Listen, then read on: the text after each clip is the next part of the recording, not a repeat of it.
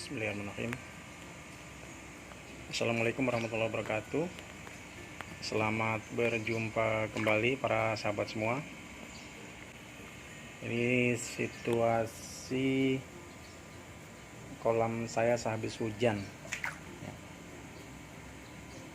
Jadi kondisinya penuh airnya. Oke. Jadi di sini akan coba saya sampaikan mengenai pembelajaran saya dalam berbudidaya ikan nila dengan menggunakan sistem bioflok.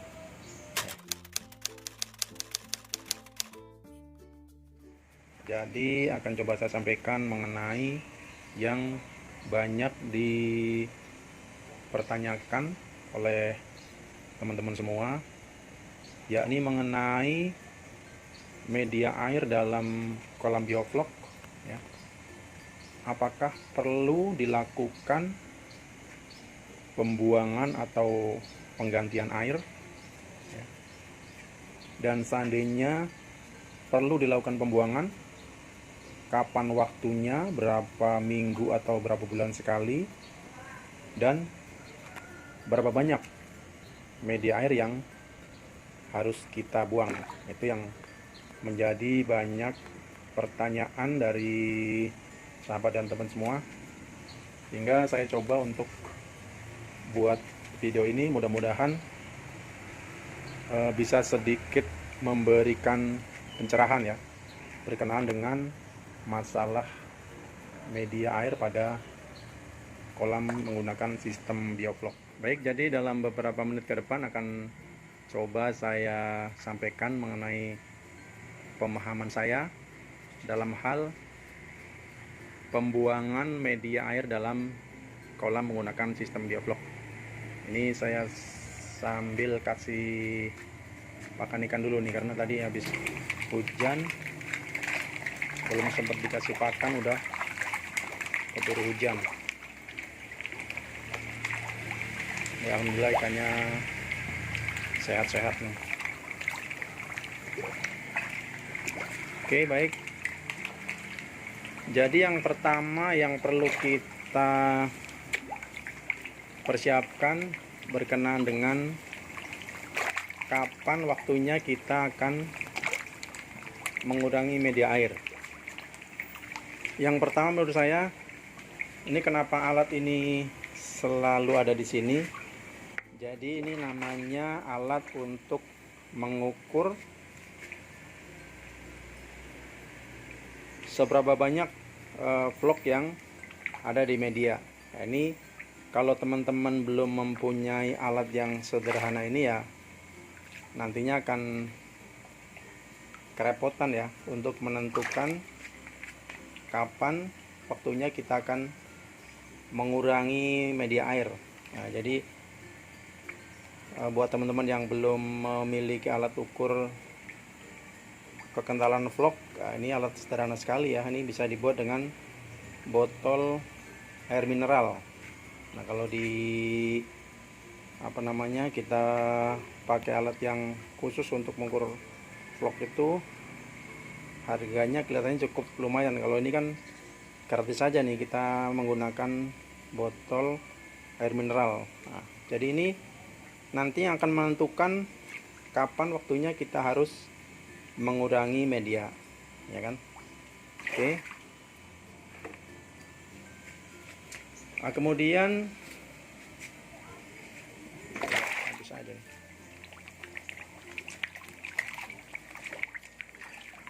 Dalam berbudidaya itu kan yang namanya amonia itu kalau bertambah banyak ya, dengan menumpuknya amoniak itu akan membuat ikan biasanya tidak mau makan, lemas, dan pada ujung-ujungnya akan banyak mengalami kematian, kan? Nah, tapi kalau dalam sistem bioflok ini, amoniak dan juga sisa-sisa pakan itu akan terurai oleh bakteri baik yang kita tebarkan pada awal pemeliharaan ya. Jadi kalau hal itu udah tidak usah dikhawatirkan ya, karena di sini untuk sisa pakan kemudian kotoran-kotoran ikan ya, itu akan diolah oleh bakteri baik. Nah, contohnya ini ada kotoran, ini kalau hari ini baru keluar ya belum bisa diolah, jadi diolahnya menjadi apa namanya vlog itu ya bisa sehari atau 2 hari ya. Jadi kalau baru keluar dari ikan ya belum, masih ngambang di permukaan biasanya ya. Jadi masih ngambang di permukaan.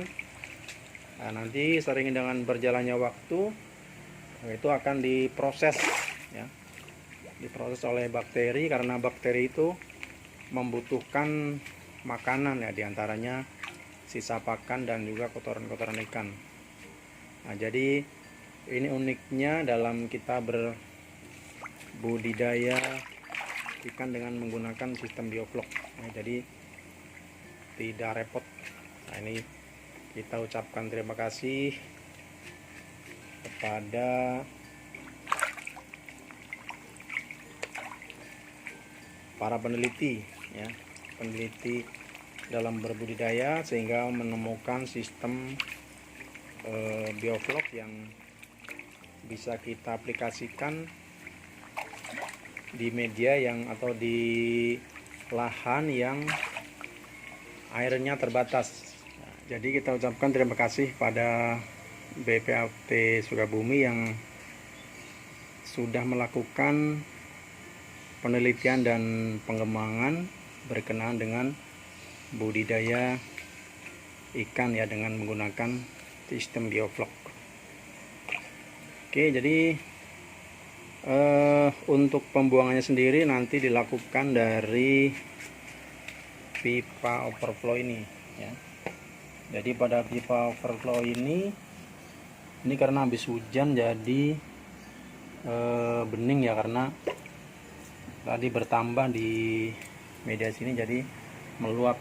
Nah, jadi kalau air yang di dalam media bioflok ini sama sekali tidak bau ya, jadi tidak mengganggu atau mencemari lingkungan. Kemudian kalau yang di pralon ini ya, di overflow sini sampai ke bawah, kemudian ke dalam sini ya, sampai ke tengah-tengah sini itu karena tidak tersuplai oksigen maka bakterinya mati, sehingga kondisi air yang ada di pralon itu berbau ya, jadi berbau.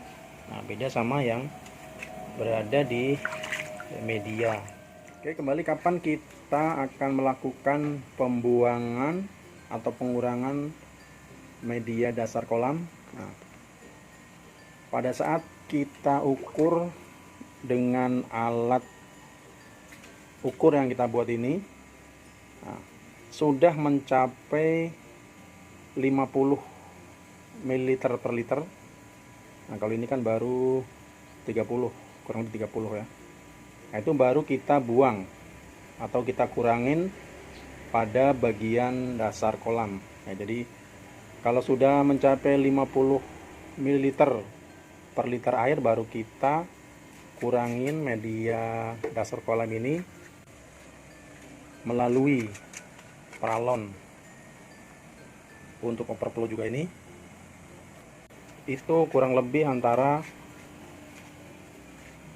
20% ya, kurang lebih antara 20% dari total media air. Nah, kapan waktunya ya, pencapaian vlog pada 50 ml ini bisa ditempuh mungkin kira-kira dalam waktu mungkin udah masuki 3 bulan ya. Kalau mungkin udah masuki 3 bulan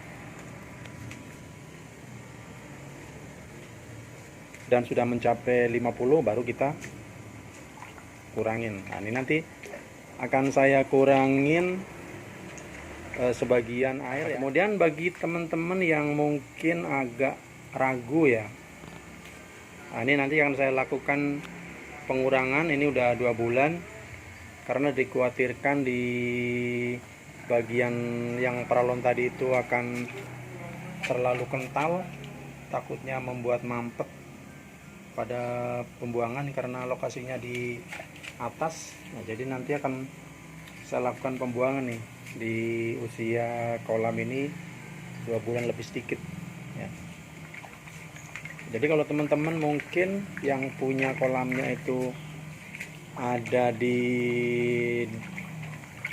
bawah, istilahnya ada di tanah gitu ya, nah, itu bisa dilakukan pembuangan setelah vlognya mencapai 50 ml. Tapi kalau mungkin teman-teman yang baru memulai dan ingin mengetahui seberapa sih kekentalan pada bagian bawah atau pada bagian pralon, itu boleh dikurangin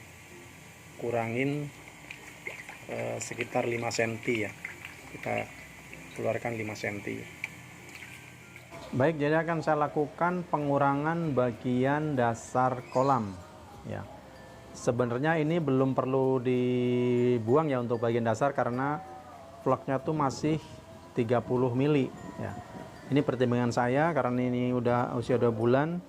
Saya khawatir dengan kondisi pembuangan di saluran talang saya, takutnya terganggu, jadi saya kurangin aja nih sebanyak 5 cm ya. Saya kurangin dasar kolamnya sebanyak 5 cm. Tapi kalau teman-teman dengan kondisi kolam yang berada di bawah ya, di tanah, itu sebenarnya belum perlu melakukan pembuangan. Jadi pembuangan dilakukan setelah vlognya mencapai 50 mili. Jadi demikian untuk untuk pembelajaran saya. Jadi saya lakukan pengurangan atau pembuangan dasar air itu kurang lebih 5 cm ya. Jadi 5 cm saya lakukan pengurangan air. Jadi kondisinya seperti ini nih, kotor ya. Jadi pada bagian atas saya kurangin, bener enggak sih 5 cm ya? Coba saya ukur di sini 5 cm apa enggak? Oh iya, pas banget 5 cm ini. Demikian sedikit yang saya ketahui dan saya sampaikan. Mudah-mudahan bisa bermanfaat khususnya bagi teman-teman pemula seperti saya ini ya. Dan semoga sukses dalam berbudidaya dengan menggunakan sistem bioflok. Terima kasih. Wassalamualaikum warahmatullahi wabarakatuh.